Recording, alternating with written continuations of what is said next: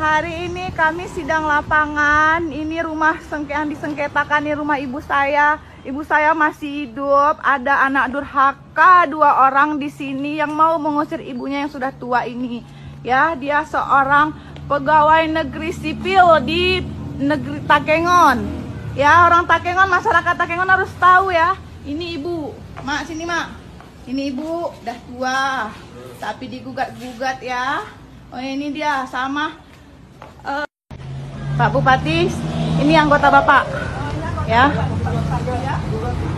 Ini anggota Bapak menggugat.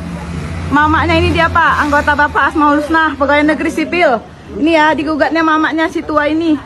Nih ha, nggak tahu diri nih mamak sendiri kok. Ini dia Asmaul Husnah.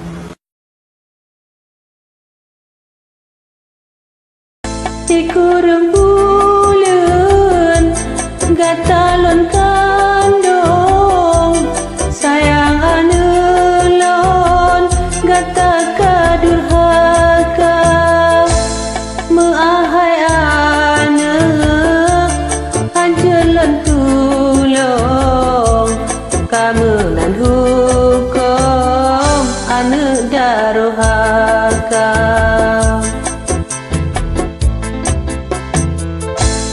Oleh sebabnya wahai anak lon pomangan ayah menggata pulara bean yang tadat pulang tak carot mata kulikot gata kadurhaka.